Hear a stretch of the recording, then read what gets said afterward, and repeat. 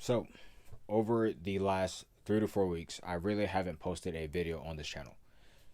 The last video that I posted was about time blocking and having a system that you could implement in your day-to-day life to make your day more efficient. Okay. With that being said, over the last 3 to 4 weeks, certain things in my life have been drastically changing. Okay. And there are several lessons that I took from, during that time frame. Okay. Life does not always go the way that we think it will. Times are changing, and basically we either adapt to it or get left behind. When change happens, a lot of us have a natural tendency to resist that change. And the simple reason for that is because we are afraid of the unknown. It challenges our safety and security of what we know. With that being said, there has been a book that I've been reading over the past 4 to 5 months that specifically deals with change. And a lot of the lessons that I thought I understood from this book, or that I took from the book, actually came in like the last 3 to 4 weeks. And the book that I am referring to is Who Moved My Cheese by Dr. Spencer Johnson. Now, this book is a simple and enlightening parable about four mice that are in a maze looking for their cheese. In the book, cheese is a metaphor for what makes you happy, what is going to fulfill you. That could be possessions, good health, spiritual peace, whatever it may be for you. And the maze is where you go and look for it. That could be where you work, the communities that you. Now, this story takes less than an hour to read, or you could listen to the audiobook. I'll link that in the description as well.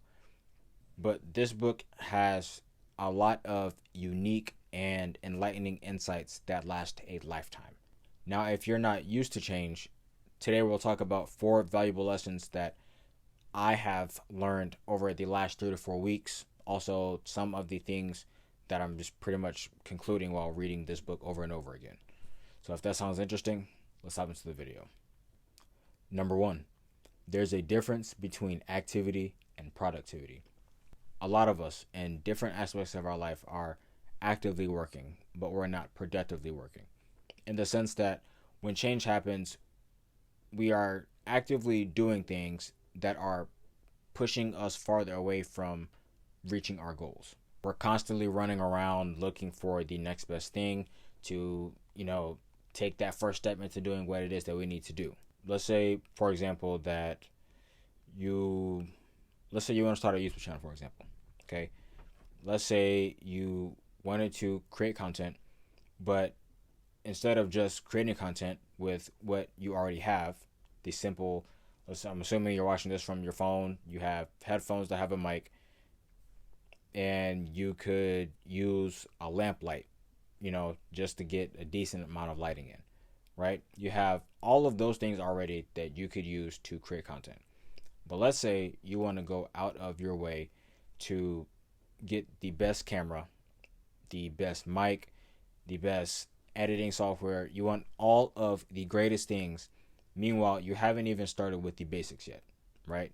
You haven't started with something that is going to get you going first and foremost.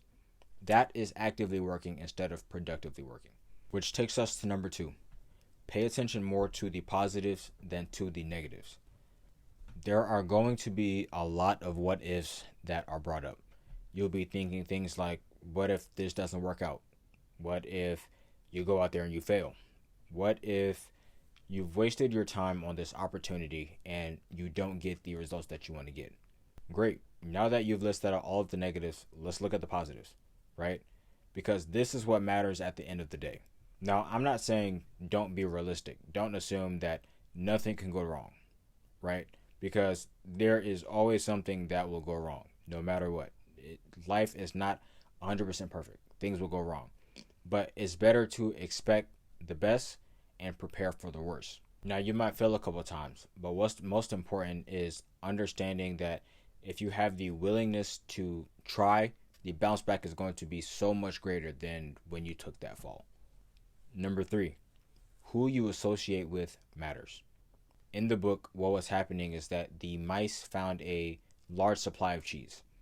And As they were eating the cheese, they lost track of time and reality, and understanding that what's in front of us now is not going to always be here. It's not going to always be available. What happened was one mouse wanted to go out and look for more cheese, while the other mice wanted to stay there and be complacent and assume that cheese would just magically appear.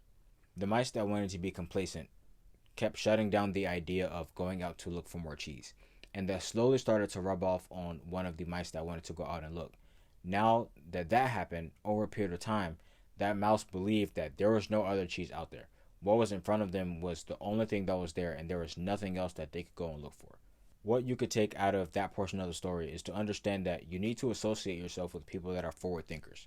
These are going to be the people that are going to go out and adapt to the change, not be complacent and stay with what they think is going to help them.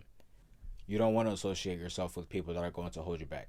Instead, you want to associate with people that are going to help you move forward and accomplish what it is that you want to accomplish and adapt to that change.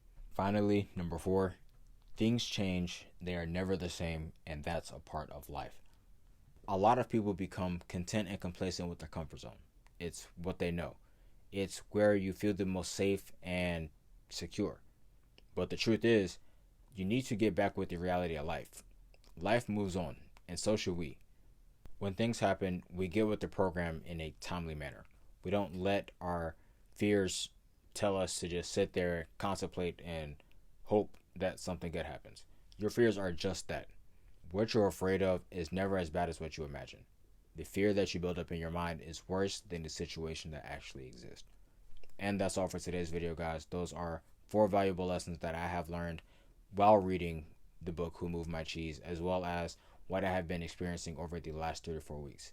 If you did find this video informative, don't forget to drop a like, comment, and subscribe to the channel. That's all for today. We'll see you in the next one.